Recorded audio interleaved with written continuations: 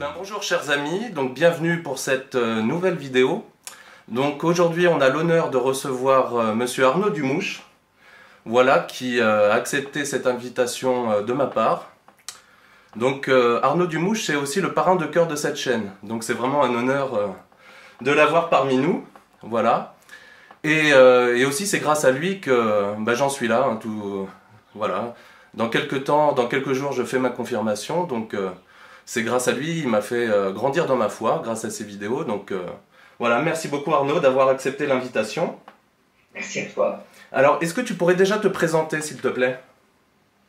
Alors, voilà, je suis français d'origine, mais j'habite en Belgique depuis plus de 20 ans, donc je suis devenu belge, et j'enseigne en Belgique la religion catholique. Enfin, du moins, bon, depuis le départ de notre archevêque, hein, tu as dû savoir qu'il m'est arrivé quelques ennuis, puisque oui. J'étais très proche de Monseigneur Léonard, et malheureusement, en Belgique, il y a comme un, disons, voilà, on pourrait pas dire, oui, on pourrait dire ça, oui, un retour de ceux qui ne l'aimaient pas. Et alors, j'enseigne aussi la théologie sur Internet, comme tu le sais, auprès de l'Institut Docteur Angélique. Voilà. On pourra d'ailleurs mettre le lien en dessous de la vidéo. Alors Arnaud, si je te demande aussi de venir aujourd'hui, c'est aussi pour témoigner de ta foi. Donc, parce que c'est vrai que tu fais beaucoup de vidéos, hein, je crois que j'ai comptabilisé, tu as plus de 3000 vidéos sur Internet. Et je me dis que c'est quand même extraordinaire. Quelqu'un qui rassemble à peu près 13 000 abonnés, qui a plus de 3000 vidéos, c'est quelqu'un qui, à mon avis, veut crier haut et fort sa foi. Donc en fait, si tu veux, ça serait pour nous expliquer déjà ta première rencontre avec le Christ. Et pourquoi tu en es venu à ça, quoi, à être professeur de religion, théologue. Donc voilà, explique-nous comment tu en es arrivé à ce cheminement. Alors en fait, j'ai eu la chance, hein, vraiment, je te dis, je le pense, pendant 13 ans, de ne pas connaître le Christ. Ça paraît bizarre ce que je dis, mais vraiment, je peux dire que de 0 à 13 ans, je ne le connaissais pas, j'étais loin de lui, et je commençais à me dégrader dans une voie de délinquance. C'était à Rennes, ça se passait, en Bretagne. Et alors, évidemment, je m'étais mis à voler énormément, à mentir énormément. Et je me rappelle, en fait, c'est certainement venu du fait que maman aimait beaucoup les bébés. Mais une fois qu'on devenait un peu plus grand, elle n'avait pas l'autorité pour nous rattraper. Et donc, elle avait essayé avec des fessées, et puis moi, je me suis mis à mentir. Et puis, à force de mensonges, j'ai pris l'habitude de mentir. Un jour, à Rennes, je suis parti en vélo, j'avais l'interdiction de ma mère, j'avais 13 ans, et j'ai volé dans un magasin. Sauf que là, il y a eu une petite différence, je me suis fait prendre. Je me rappelle encore la main du gardien qui se pose sur mon épaule et le frisson d'horreur. Parce que j'avais 13 ans, et surtout j'étais solitaire, ça c'est important. Ouais. Il n'y avait pas de bande autour de moi, donc qui aurait pu m'encourager. En fait, je ne risquais rien, je ne savais pas. Donc le magasin porte plainte, je me retrouve au commissariat, ma mère vient me chercher, me donne une bonne claque, ce que je méritais, hein. Et puis surtout je devais être jugé 1 an plus tard. Ah oui, par le tribunal pour enfants, enfin par une juge pour enfants. Et moi j'ai commencé à avoir peur parce que j'étais quand même un petit enfant, mine de rien. Ouais. Et alors, il fallait bien que j'aille rechercher mon vélo, qui était resté à Rennes, puisqu'on était venu me chercher en voiture. Hein. Et donc le lendemain, j'y vais, et pour aller le chercher, je prends un raccourci. Je passe par l'église Notre-Dame des Miracles à Rennes. Tu sais, ça permettait de contourner une route plus longue. Et là, il y a eu une présence de la Vierge Marie très forte. Je n'ai rien vu, hein, pas de miracle, pas de signe, etc., mais une présence bouleversante qui fait que dès la semaine suivante, je vais commencer à aller à la messe le dimanche. Mais c'est-à-dire, là je te coupe, quand tu parles de présence, comment ça, physiquement tu l'as ressenti comment par exemple? Eh ben, c'est doux et c'est fort à la fois, et c'est dans le cœur, tu vois. C'est une sensation pour moi, sans doute parce que j'avais 13 ans, donc c'est pas dans l'intelligence, c'est une sensation de présence, tu vois. Je suppose qu'un enfant, il faut la Vierge Marie, il l'attrape par sa sensibilité, hein, ouais. Tu vois. Et une présence qui était manifestement, je me rappelle, le sentiment, si tu veux, c'était comme si tout d'un coup s'ouvrait un immense univers avec un autre monde. D'accord, ouais. Et je t'assure, pas de miracle, pas d'apparition de la Vierge, rien. C'est ce qu'on appelle sans doute l'Esprit Saint. Elle a dû l'obtenir pour moi. Et très fort, puisque ça a duré 10 ans, cette sensation, donc de 13 à 23 ans, tu vois, avant de disparaître. Mais je n'avais plus besoin à 23 ans.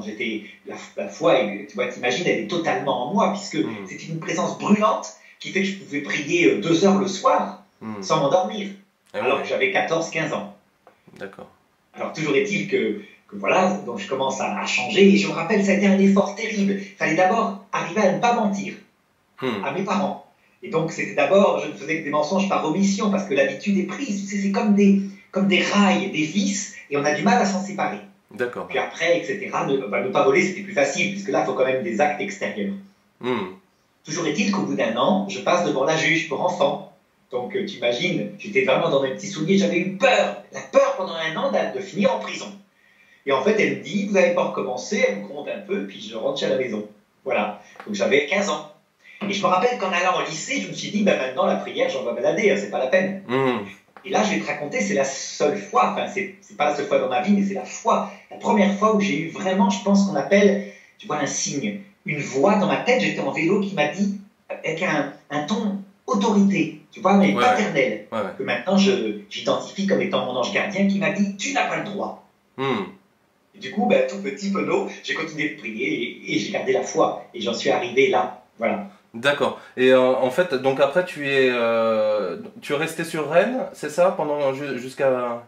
Oui, je suis resté sur Rennes et j'ai été entouré, heureusement, tu vois, des bons chemins. Parce que, évidemment, moi, tu t'imagines, à 15 ans, j'étais un peu foufou, sauf que c'était à 15 ans. Et donc, je vais voir un prêtre pour le voir pour la vocation. Et je me rappelle, c'était un prêtre en col roulé rouge. Mais pas, ça me choque pas. D'ailleurs, ça me choque toujours pas, mais je veux dire, j'aurais dû me méfier. Parce qu'il commence à me dire, la vocation, on a besoin surtout de médecins, etc. Et heureusement, Vatican II a rectifié toute la foi qui était périmée de l'Église, qui était avant, etc. J'ai compris bien plus tard qu'en fait, c'était un prêtre qui était progressiste. C'est-à-dire qu'il n'avait plus de vie spirituelle. Et qui, si tu veux, c'est une rupture entre les anciens, la foi ancienne, et puis Vatican II, qui était un peu la pensée de mai 68 pour lui. Heureusement, j'ai été entouré par des gens qui étaient dans un courant de fidélité à l'Église, vraiment. Et c'était en particulier Gérard et Béatrice Le Bouteiller à Rennes, qui ont eu un rôle très important. L'abbaye de Solesmes aussi, avec le père Gélineau, qui a été mon père spirituel pendant des années. Tu vois, donc toujours driver dans le bon chemin, la fidélité à l'Église, donc pas de risque d'intégrisme, pas de risque de progressisme. Donc ça, je remercie la Sainte Vierge, vraiment. Bon, et donc de partir après dans l'enseignement, voilà, tu avais trouvé ta voie finalement naturelle. Alors, au départ, non, je voulais vraiment être consacré comme missionnaire. Missionnaire, c'était mon grand truc, un missionnaire.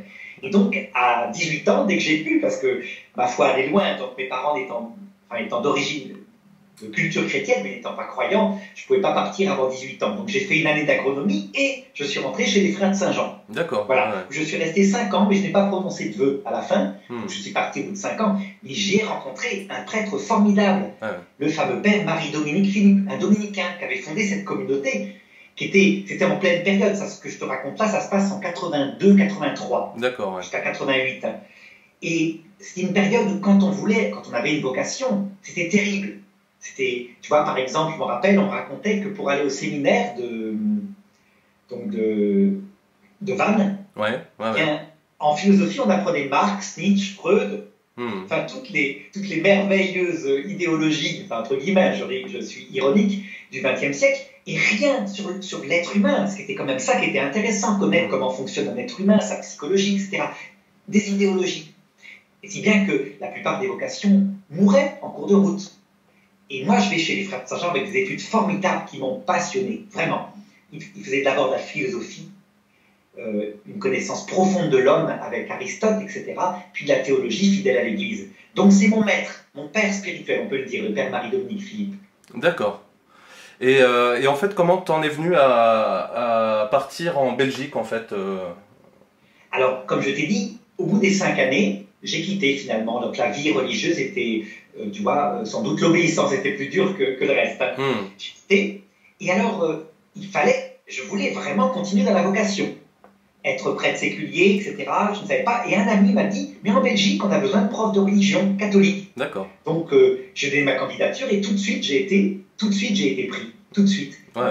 Les diplômes ont été reconnus, etc. Donc, j'ai commencé à enseigner là-bas. Et ça a duré donc 20 ans. 20 ans. Alors, j'espère que ce n'est pas fini, que ça va revenir, puisque mon affaire actuelle, tu sais, j'ai perdu mon travail, ce qui est quelque chose d'unique, que je n'ai jamais vu, hein, mais qui vient, je te dis, de cette lutte toujours pareille, hein, que j'avais vue en col romain rouge quand j'avais 13-14 ans, cette lutte entre deux courants dans l'Église catholique, toujours est-il que le Vatican s'est saisi de l'affaire et j'espère que ça va s'arranger. D'ailleurs, est-ce que tu penses qu'un jour tu retourneras en France ou tu resteras en Belgique? Je ne sais pas du tout. C'est-à-dire que, à vrai dire, il arrive qu'en France, on m'appelle pour faire quelques retraites. J'en ai fait une seule. Pourquoi? Parce que maintenant que je suis marié, je suis père de 2 enfants, donc François-Xavier qui a 18 ans et Blandine qui a 16 ans, eh bien j'essaye de ne pas trop m'éloigner de ma famille, vraiment rester, et de le faire plutôt par Internet. Mais c'est arrivé une fois, il y a une retraite sur Internet que j'ai faite à Versailles, grâce à Emmanuel, un garçon qui m'avait appelé à ça. D'accord. Blanquet. Voilà. Bon, bah, très bien. Alors, question suivante, Arnaud, si tu le veux bien, c'est ta façon de prier. En fait, est-ce que tu as... Voilà, c'est une question assez personnelle que je pose un petit peu à tout le monde. C'est ta façon de prier. Comment tu pries, toi?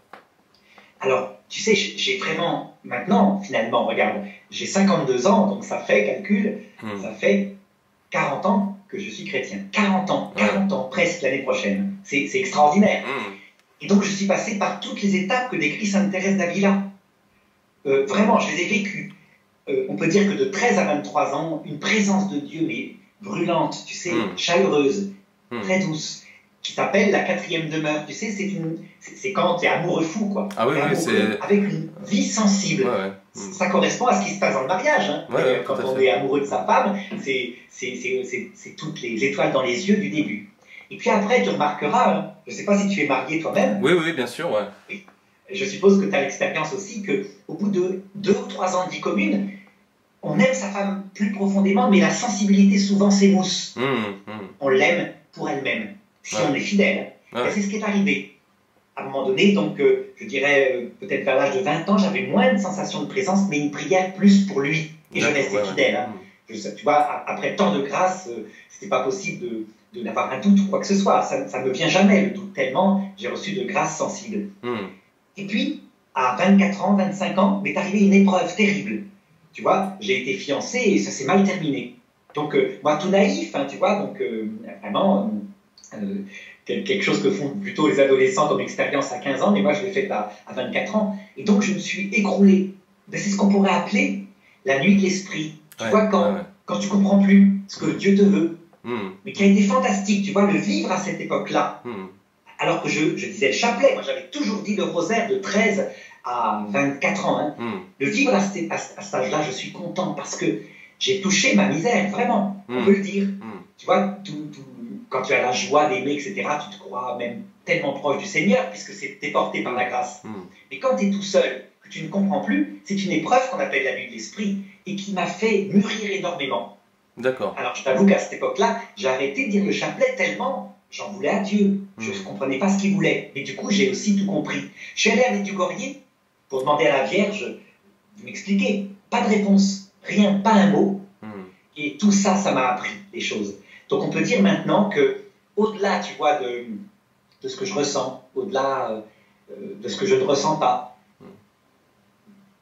il m'a été donné une compréhension qui fait que il est là tout le temps. Il y a la présence de la Vierge Marie tout le temps, mais qui n'est plus ressentie. Je sais qu'elle est là, c'est tout. Comment t'expliquer ça? C'est impossible, c'est une grâce et c'est fantastique parce que du coup, il n'y a plus d'effort. Tu vois, j'ai pas à faire d'ascèse pour prier. Je prie tout le temps, tout en ne priant jamais, puisqu'elle est tout le temps là. C'est comme une vie commune. Oui, d'ailleurs, en fait, il y avait une question qui portait sur le rôle de la Vierge Marie dans ta vie. En fait, tu as tout dit là déjà. Elle est présente à tes côtés tout le temps, quoi. Je crois que je lui dois tout. Et je crois que même les épreuves par lesquelles je suis passé, tu vois, qui sont terribles, parce que tu vois, je ne dirais pas qu'un jeune de 23 ans qui a eu une rupture sentimentale terrible, et c'est son premier amour, que c'est pas terrible, c'est terrible. Mais en fait, par rapport à ce que vivent d'autres personnes, tu vois, par exemple, je pensais aux gens qui ont été en 42 déportés, tu vois, des familles entières d'un coup qui se retrouvent dans ce camp de la mort. C'est une petite épreuve. Et donc je pense que c'est venu par la Vierge Marie. Elle m'apprend les mêmes choses, mais par des épreuves quand même qui ne sont pas du même niveau. Même si ça marche, elle est là tout le temps, tu vois. Alors, du coup, ce que je vis maintenant avec quand même la perte de mon travail, qui est quand même quelque chose d'essentiel, puisque tu as vu, depuis l'âge de 13 ans, je n'ai qu'un seul but dans ma vie, être missionnaire, et je le faisais. Donc, bien sûr. Ces élèves adorables qui d'ailleurs m'ont défendu, ça a été un cadeau formidable, ils ont fait une pétition, ils ont commenté les cours. Mais cette épreuve-là est légère en comparaison parce que je l'ai vécue à 23 ans. Tu vois, tu perds ton trésor à 23 ans, donc une rupture de fiançailles, tu le revis à 51 ans, mais tu es habitué, donc c'est relatif. La seule chose qui compte finalement, c'est quand même le Christ, Ah oui, bien sûr. même sa famille. Et heureusement, la Vierge Marie ne va pas envoyer des preuves sur ma famille, qui est unique et formidable. Ça aurait été terrible, n'est-ce pas? Je préfère vivre ça qu'un collègue qui avait vécu le divorce. Moi, pas de problème, tu vois, là-dessus. C'est vraiment... Donc, je remercie la Vierge Marie. Voilà. D'accord, bon, bah, sur ces belles paroles. Maintenant, sur le rôle de l'Église, là, pour... tu sais, là, je me posais aussi la question, mais j'avais interviewé d'autres personnes par rapport à ça, sur, en fait, comment, selon toi, l'Église peut-elle se moderniser pour amener de plus en plus de fidèles, si tu veux?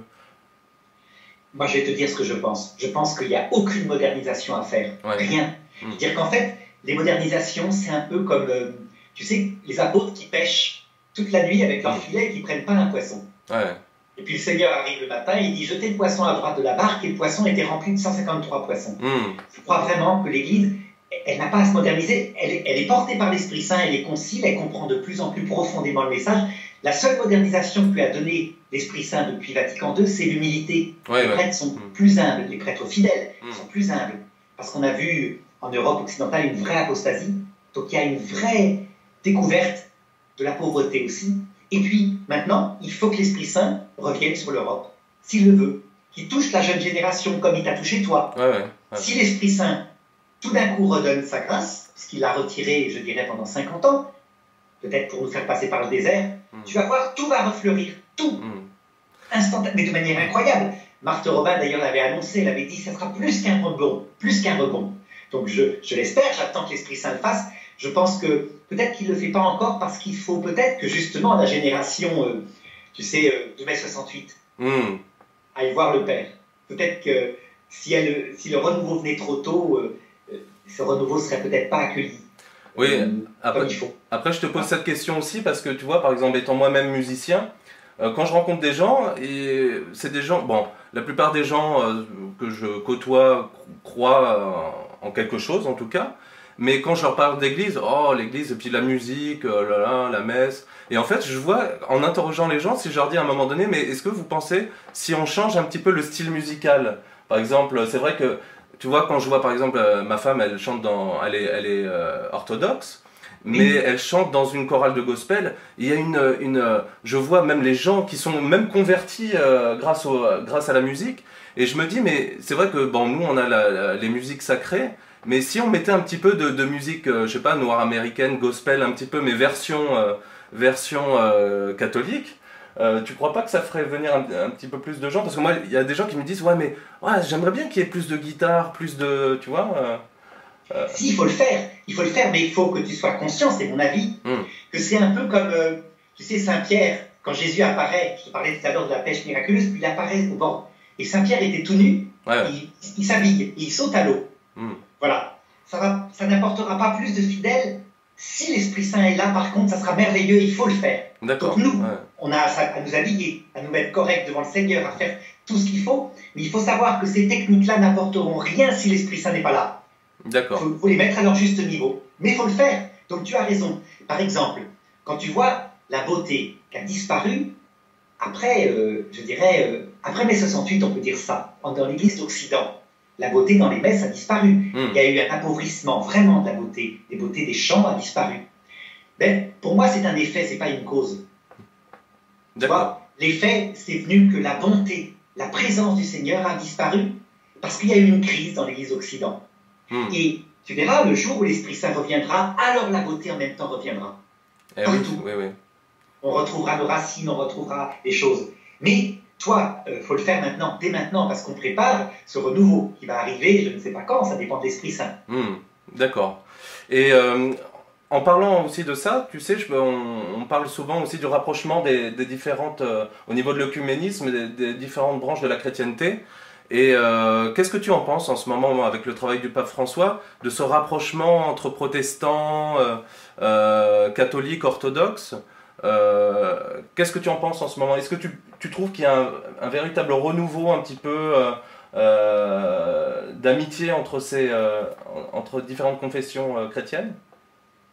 Alors je pense que le vrai œcuménisme, tu vois, ça consiste à garder entièrement sa foi et à mettre cette charité totale dans l'humilité, comme le fait le pape François.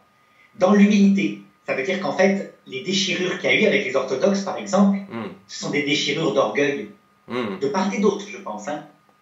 Donc, mais par contre, si on commence, comme on l'a fait dans les années 70, à édulcorer la foi catholique pour se rapprocher, par exemple, des protestants, on supprime la Vierge Marie et les saints, on sera plus proche d'eux, on supprime le purgatoire, on obtient leur mépris, avec raison. On le mérite. Par contre, tu vois, comme actuellement, tu as vu, je le fais avec Morgan Priest, un pasteur protestant, converti à l'évangélisme, très dur contre l'Église catholique, très violent pendant des années. Et puis qui, à un moment donné, a voulu écouter les vidéos sur l'eschatologie, avec le purgatoire en particulier, pour mieux avoir des arguments pour les détruire. Et je ne l'ai jamais attaqué. Il a vu que vraiment il y avait de la charité, mais que je n'édulcorais pas la vérité avec lui. Eh bien, tout simplement, il est en train de devenir catholique. Pourquoi? Et alors, je lui dis, mais garde donc ce qui est riche chez les protestants, donc la liturgie magnifique, l'accueil, tu vois, les gospels dont tu parlais tout de suite. Il faut les amener dans l'Église catholique. Et puis, qu'est-ce qu'apporte en plus l'Église catholique?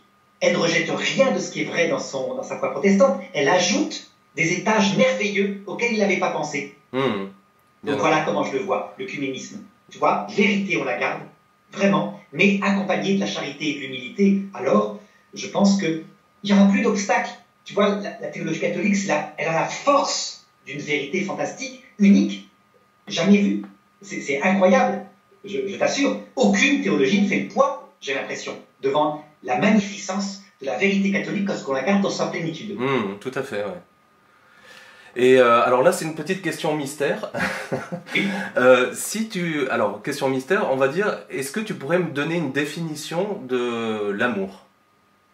Alors, c'est une question très difficile, mais elle est essentielle, je pense, dans la vie. Et en fait, si ta propre définition de l'amour, ça serait quoi pour toi? C'est pas un sentiment, pour moi. Ça l'a été, hein, je te l'avais raconté pendant des années. Ouais. Je dirais que la meilleure définition, c'est Dalida, la chanteuse, qui la donne. Tu vois, c'est un grand prophète pour moi. Tout ce qui est parole ne suffit pas. Un amour, il n'y a pas d'amour sans acte d'amour. Ouais. Voilà. Sans acte d'amour. Tu vois, je vais l'exprimer peut-être un peu plus long, tu vois, mais la définition est courte. Si on aime sa femme parce qu'on a plein de plaisir sentimental à être avec elle, on ne sait pas si on l'aime. Et si on aime sa femme alors qu'il y a plus de plaisir sentimental, mais pour elle-même, vraiment. Et il y a des moments de plaisir qui vont revenir, ok, mais pour elle-même, alors on l'aime vraiment. Ça paraît bizarre, parce qu'elle dira, mais donc c'est de la pitié. Non. Il y a des actes d'amour, vraiment. Mais tu vois, c'est comme j'avais interviewé un ami Gino, un séminariste aixois d'Aix-en-Provence, et qui avait dit, et ça j'ai trouvé extraordinaire, c'est par exemple on parlait du chapelet, et il disait mais le chapelet c'est une rose qu'on donne à chaque prière à Marie. Bah toi, ce geste d'amour, j'ai trouvé ça extraordinaire, quoi. C'est très vrai, très vrai. Et le chapelet, c'est pareil, tu vois, quand la Vierge dit sans arrêt sacrifice, prière, sacrifice, c'est pour la même raison. Prière parce que c'est l'amour en acte, sacrifice parce que même quand il n'y a plus de plaisir, on le fait pour elle. Ouais, tout à fait. Et Arnaud, maintenant pour clôturer un petit peu cette vidéo, est-ce que tu pourrais me citer, allez, c'est une question aussi difficile, mais 3 saints qui te sont chers et d'en dire 2 mots, si possible. Ah oui, alors en premier la Vierge Marie, ça c'est certain, je lui dois ma vie. Je dirais que sans elle, j'aurais terminé délinquant, je lui dois vraiment, ça il faut que je la cite aujourd'hui. C'est important. Deuxième, je pense, ça serait le Père Marie-Dominique Philippe. C'est mon père spirituel. D'accord. Il est au ciel, hein, il est mort en 89. Sa mémoire a été salie sur Internet. Moi, je n'y crois pas. On verra, mais je pense qu'il a des péchés comme tout homme, mais que sa mémoire n'a pas à être salie comme ça. D'accord. Troisième, je dirais, c'est certainement Sainte Faustine. Ah, j'étais sûr que tu allais dire ça. Oui, j'espère qu'elle sera docteur de l'Église, hein, je l'espère. Mais cette petite sainte portugaise qui a été mise à l'index, tu savais ça? Mise à l'index par le cardinal Ottaviani à l'époque de Jean XXIII. Ses livres étaient interdits. Elle a été sortie de l'index par Jean-Paul II. Elle a été canonisée. Et, à mon avis, elle donne la clé de la théologie. Tu sais, elle a vu que la mort dure un certain temps et que le salut est proposé à tout homme à l'heure de la mort. Hmm. Ça, je pense que rien que ça, ce petit passage de son journal, mériterait qu'elle soit docteur de l'Église. Ouais, je te rejoins sur Sainte Faustine. Et en plus, oui, avec le chapelet à la miséricorde, hein, qui a été demandé pour tout homme au moins une fois dans sa vie, hein, tu sais. Oui. Oui, effectivement, Sainte Faustine qui a eu un rôle incroyable au XXe siècle, hein, et puis ça continue d'ailleurs, hein, parce qu'on a eu l'année de la miséricorde l'année dernière, là, et on peut dire elle se perpétue cette année de la miséricorde. Oui, oui, je le pense vraiment. Est-ce que tu veux ajouter quelque chose, Arnaud?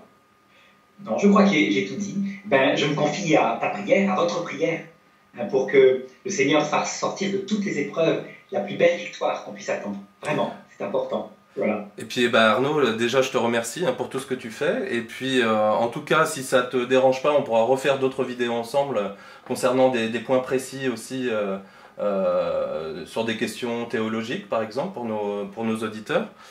Et en tout cas, je te souhaite beaucoup de réussite. Voilà, beaucoup de bonheur aussi pour toi. Et puis te remercie chaleureusement pour le temps que tu as passé avec nous. Et voilà. Merci beaucoup. Merci bien. Merci bien. Merci Arnaud.